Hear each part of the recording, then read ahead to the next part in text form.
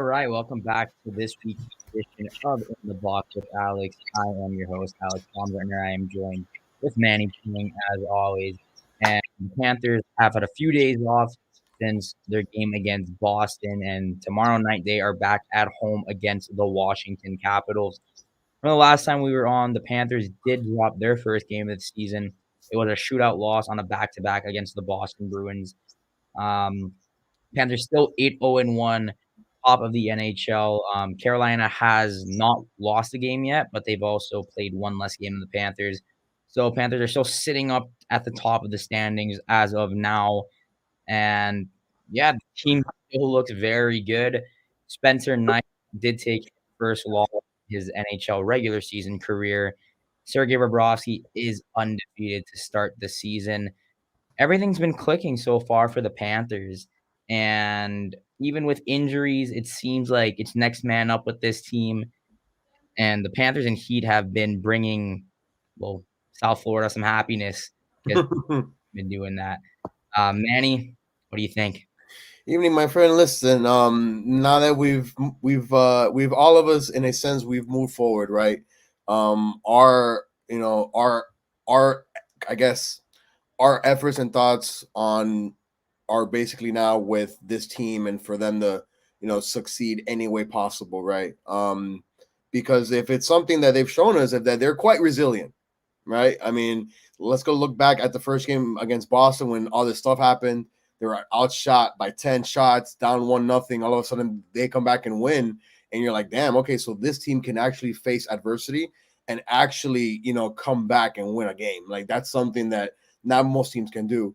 And then they have back-to-back road games, new coach, basically a new voice, right? Not saying that the message has changed, but again, you get the win in Detroit. Now all of a sudden you're asking them to go play Boston again, right? They played Boston already twice in 3 nights. Not an easy task. Still come out away with a point.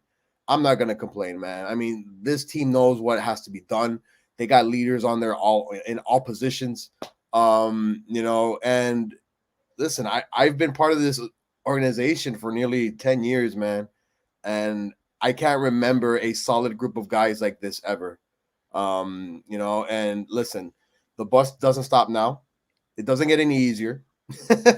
But listen, it's quite exciting to see a team, especially in South Florida. I know the Heat last night just basically once again they took us all in our wows, right? It's like, holy crap, is there anything that this team can do? But there's also another team up north that is actually playing quite as well, and they're doing it collectively as well. I think those are the things that when you look at the Heat and the whole like Florida Panthers team is that they're all working together and they're winning these games and they're just doing it in such fashion that they're blowing everybody out of the water. So I think it's just something that is going to continue. I don't see it changing. But hey, tomorrow night the Capitals are never easy. Ovechkin at his rate, the way that he's scoring goals, he might pass Gretzky at the All-Star break. All right, so as Manny said, there is a new coach in town. Andrew Brunette has coached 2 games, went 1-0-1. Let's bring on Sean the Hawk Hawkins, Florida Panthers fan. Thank you so much for joining us on the show. How you doing? I'm all right. How you doing, guys?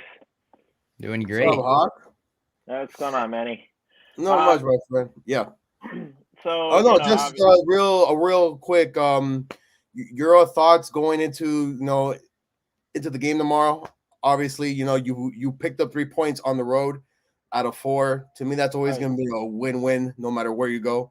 Yeah, So yeah, exactly. I mean, obviously, outside of the pandemic, I mean, the past the past week was definitely a very difficult time for not only for the team, obviously for the fan base because of what happened back in 2010 with the Blackhawks with the whole assault and the apparent cover up of it that resulted in Quenneville resigning as the coach of the Panthers. Um, when 2019, April 2019, I was in Chicago, heading home for a week because I was working up there. And I get on the plane and I see that, Bob Bugner was relieved. And then I land in Fort Lauderdale and I see, Joel Quenneville's going to be the new coach for the Panthers. So I'm like, things are going to get very, very real with this team very soon. I see us winning the cup in less than 2 years. That's literally what I told myself. Then the pandemic happens, and then this happens. So as a longtime Panther fan, being used to a lot of heartbreak, it hurt. But knowing that, obviously with what happened, we had to, we as in not only the fan base, but the roster, the executives, I'm sure the front office staff, everybody had to move on from this as quickly as possible. And having Brunette as the current coach, I think he's doing a very good job.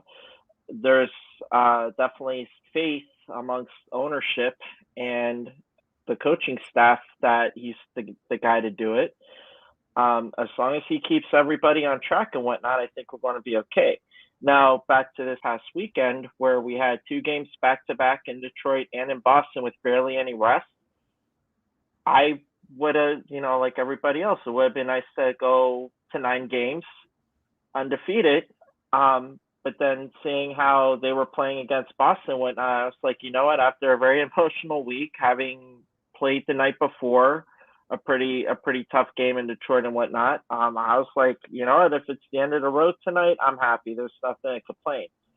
They get to overtime, perfect. We're 17 out of 18 points we have now. Let's try and get the extra point.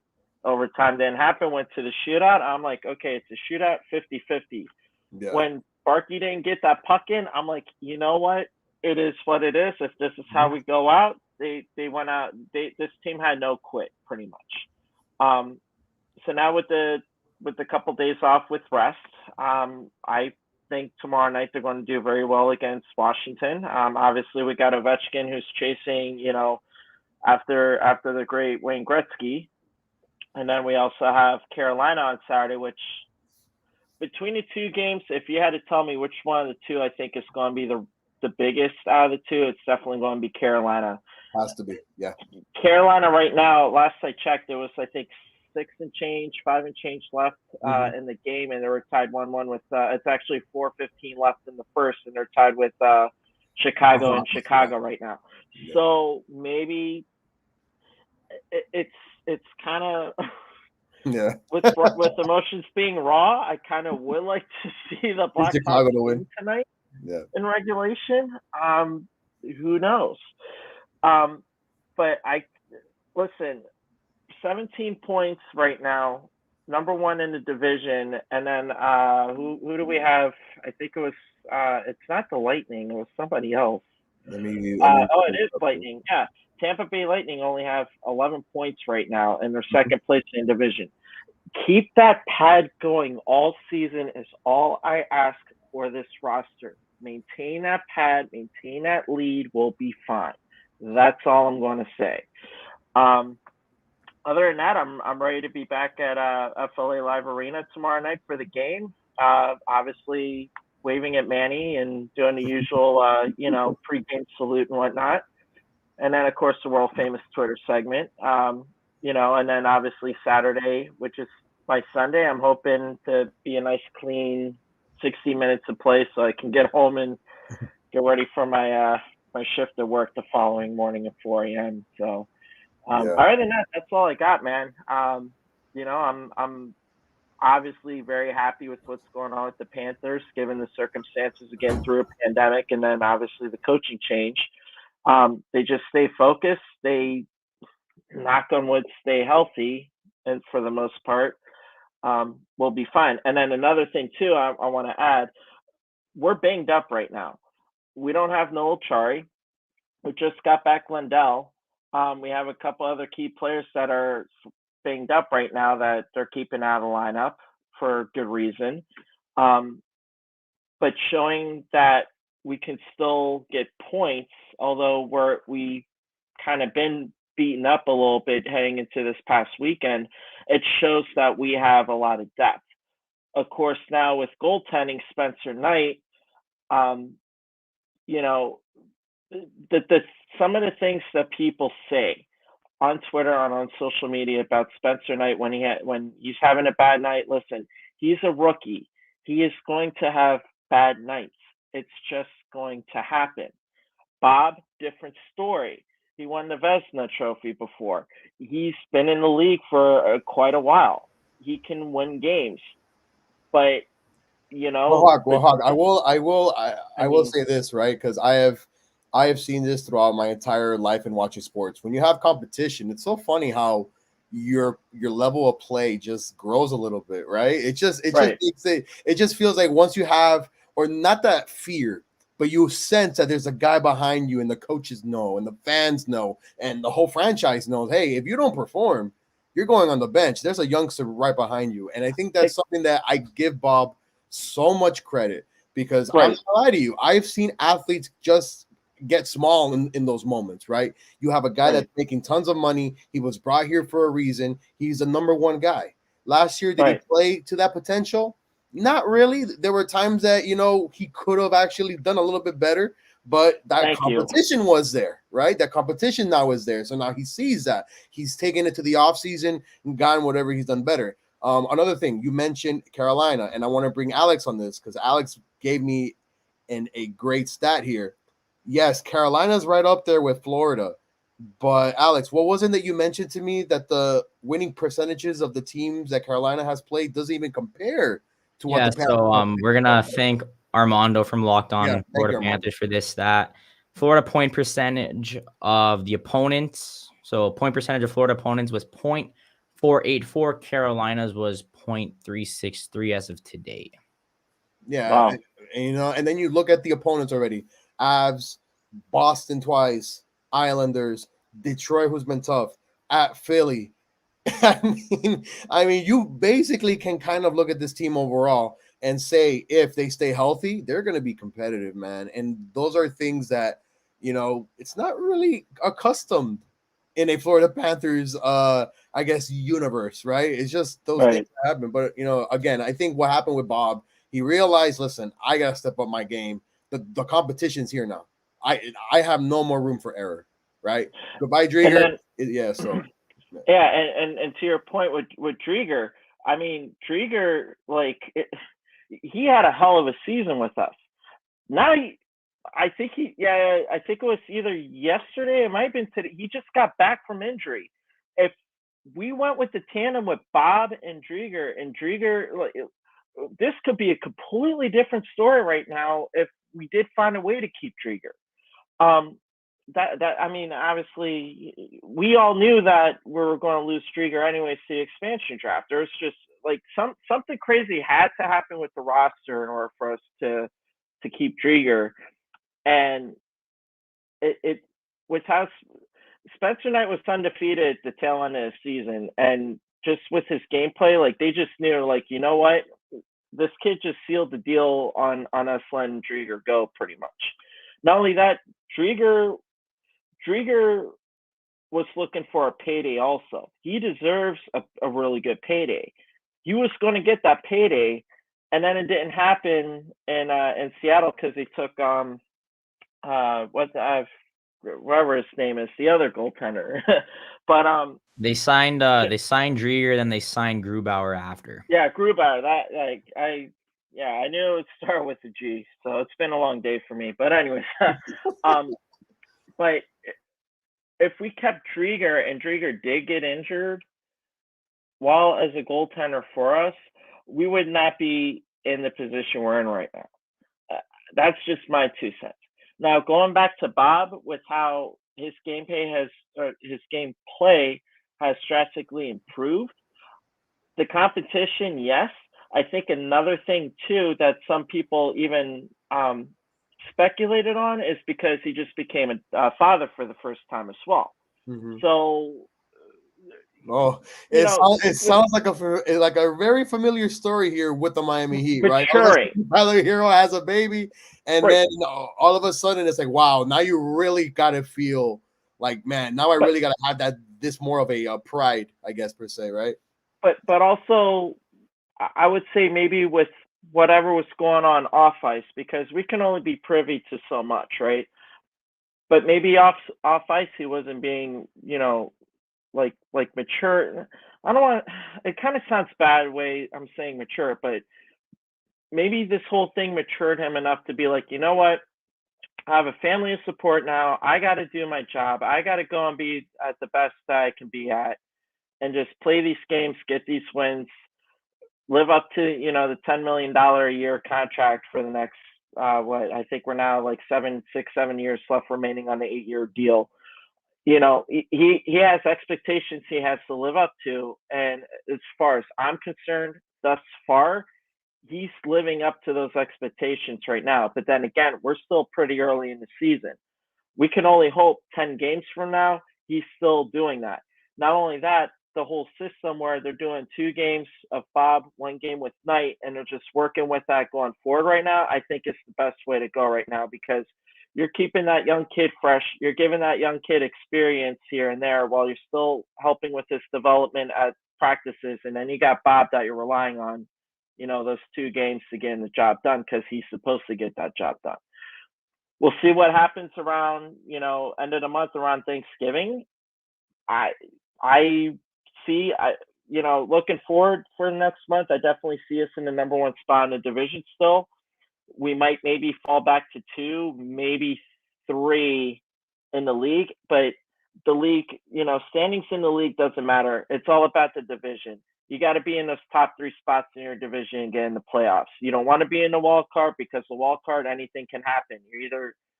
You're going to get swept in 4 games, or you're going to hang on to 6 games and get swept, or you're going to go all the way and you're going to beat the best team in the division. You know, that's all I got pretty much for the time being. I'm a very happy Panther fan. I can't wait to be back in the building tomorrow night, and just keep on winning. That's all I ask for these guys. All right. Moving on that note, a quick couple of lineup updates. It is looking like Radko Gudas, Marcus Nudavara, and I believe Sam Bennett are all day today. Looks like none of those guys are going to be in the lineup tomorrow night against the Washington Capitals. However, Anton Lundell was centering one of the lines in practice, so it's possible that we see Lundell back. He hasn't played in a couple games. I think he's only played 5 games this season, so it's nice to get back Lundell. He was off to a really nice start. The rookie is 20 years old, and we've talked about it multiple times on this show. It looks like he knows how to play in the NHL already, and the Panthers are relying on him quite frequently. Olli Juolevi was also taking some line rushes with Kevin Connaughton in practice today. Alex, what was it that you called Lundell? A very young, Barkov? Yes, because I think you and Billy actually said it, I think, on the same day. And I just found that to be such a coincidence, because Billy actually said the same thing too. I think it was after the Islanders game. He goes, he's basically another Barkov, except he's so young, right? Well, they both play very similar games. They're two-way minded centers, but when you have a defensive juggernaut of a center like Barkov, then you see a guy that's 20 years old like Lundell. Obviously, when Barkov entered the league, he was 2 years younger than Lundell was. Lundell has been playing pro in Finland. He's been playing high-level tournaments like the World Championships last season. He's not going to be an Alexander Barkov right away, but you can kind of see the work ethic by him. It's very back check as hard as you can, forecheck as hard as you can. If he's in the corner, he'll make a good play. He shows glimpses of a guy that could potentially be a Selke candidate in 6-7 years. Who knows? Yeah. So, but listen, this team is going to continue to grow together, which is basically, that's all that we want. And they now have a full direction. And you know what? I don't want to get ahead of myself. People seem to forget this is not a 60-game season. This is not you taking a trip to Canada and playing a team, right? This is basically an 82-game season, which is stopped by, I guess, the Winter Olympics, right? If I'm correct. It looks like they will be going to the Olympics, but they will be going, right? But are the players going to be going? It's agreed that they can go, but there's also a clause that they are able to, like, the NHL can say, oh, maybe they don't go. It's not 100% set in stone, but hopefully it is going through. Obviously, 2018 they couldn't go at all. There is an agreement in place for them to go. It looks like they will be going, but it's not set in stone that they're 100% going to the Olympics. But yeah, they did put an Olympic break in the schedule.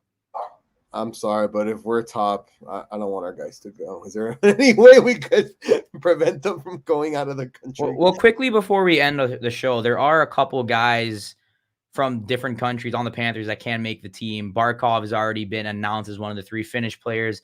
Jonathan Huberdeau, if he's healthy, will 100% be on Canada. He is definitely a shoe-in for one of those winger spots. And then you got guys like Aaron Ekblad, and I've done multiple mock Team Canada defenseman lists. If they take 8D, I have a very good feeling that Mackenzie Weegar could possibly be the 8th through 10th guy on that depth chart list before the tournament, just because John Cooper is the coach and he's seen Weegar and Ekblad play more than anybody else. So it's possible. I mean, I'm hoping for the Olympics, but that's because I just want to be able to have the last home game of the season on my birthday on April 24th. I'm greedy. What can I say? I mean, this past season, we ended the regular season at home against Carolina. That went into overtime. Barkov had snuck that overtime goal in and had the course to smirking meme that became of it. It was from that game. I was there for my birthday. I turned 35. Prior to that, the last time I had hockey on my birthday was, I believe it was Game 6 in Barclays for the 15-16 season where Trocheck got tripped. Not only that, this Saturday, Trocheck is coming back to the arena in a Carolina uniform for the first time ever because we need to he was injured. Yeah, but the thing that keeps bugging me is that every time we play Trocheck, he just seems to score a power play goal, man, every single time. It's like, oh my God. It's so right, but it hurts so bad. But we're a completely different roster than we were last season. We got rid of the dead weight. I don't need to name names. We know who the dead weight were, and they're not here anymore. So, but it's Saturday. It's going to be just real quick. Saturday, me personally, it's going to be very, very weird seeing Trocheck in a number 16 Carolina jersey, knowing that he picked that number specifically because of his respect for Barkov. Not only that, just seeing him on the ice playing against us, actually being there is going to be very, very weird. That's just my 2 cents. And with that, we'd like to thank Sean for coming on today. Really appreciate you for just talking some hockey with us. Where can they find you? Thank you very much. You guys can find me on Twitter at Hawk954. Hold on 1 second, because I got to show you guys something. And then also Instagram at TheHawk954. And fortunately, because of the official hot dog sponsor, the Florida Panthers, they actually sent me this to wear at the games. So I'll be wearing this. No way. Yeah, you guys are the first ones to know about it. I got this today. I will be wearing this tomorrow at the game and also on Saturday. But by the way, Alex, Hawk has a rule. If he finds out you like ketchup on your hot dogs, he doesn't talk to you ever again. Really? Yes, he has a rule. Just real quick, I actually muted Jameson on my Twitter for the next week. I haven't listened to the Territory Talk episode yet, but just the whole exchange between him and Doug Plagans yesterday on Twitter, that Jameson was like, well, that's what I like. I was just, I'm still hurt. I'm stunned. I'm speechless. So then but my thing is, why is that to you such a crime when it comes to food ethics? Why, real quick. So because I'm going to be honest with you. I like my hot dog with everything on it. I like it with ketchup, mustard, relish, everything. I don't mind that. Now, ketchup by itself, I probably can't do it because to me, there's no flavor in that. But I like it I like it loaded. So like, what do I say? You go to a court in New York City and Manhattan. I hand to God, I swear, this is the truth. What was it about? It was ironically Christmas of 19. Yeah, that's when I went to New York. I went up Christmas Day to New York City just for a quick day trip, thanks to my job. I went. Hot dog carts operate 24/7 up there. I kid you not, somebody in front of me wanted 2 hot dogs with ketchup on it, and the car vendor told them to kick rocks and didn't give them back their money. And then they looked at me. I'm like, what do you want me to tell you? Ketchup doesn't belong on hot dogs. You just stole your money. I ain't helping. And then the guy was like, well, what do you want? I was like, let me get 2 dogs with mustard on it. Actually, one of the dogs had sauerkraut on it. But ketchup alone on a hot dog is a crime. I don't care who you are. It's a crime. You deserve jail time. That's all I have on that take with hot dogs and ketchup only being on hot dogs. Now, Manny, to your point, everything else, including ketchup, that's fine. Ketchup only. Yeah, no, wrong. I can't do. I can't do ketchup only. Oh, Alex, what happened? Okay, no. So, a little bit earlier, right before you grabbed the hot dog costume, I did giggle, but it wasn't because of anything you said. I was looking at Twitter, and Manny tweeted something funny to me. So, yeah, that's all I had to say. Let's make sure we don't. I'm just gonna say it. So, Hawk. So, Alex Dono paid for something on Amazon, right? And he had paid for next day shipping or whatnot. He ends up getting it with 2-day shipping. So basically, he paid extra for nothing. So he paid extra for nothing because it came today or something. I remember seeing a tweet from him earlier today. So I got to chirp at him. So, so then Alex goes ahead. Hold on, let me go put it up. So Amazon responded to Dono, and then I responded to Amazon. And then all right, I gotta go on Twitter. I gotta see what I said. There's a running joke on the Dono show that says that every time he talks about something, he mushes it. He talked about the Panthers. The Panthers lost 2 days later, so I said you're gonna mush Amazon now. And then, I won't be surprised if he does do that. So, but that's one of my side gigs too, because I'm literally all over the place. Panther games, the airport, Instacart. I've been doing Amazon Flex now. It's just I keep busy. So those that are watching, if you see me pop up at your door waving to you because I'm dropping off stuff from Amazon during the holidays, hi, I guess. I don't know. But it's just I don't know. Alex wasted money. What else can I say?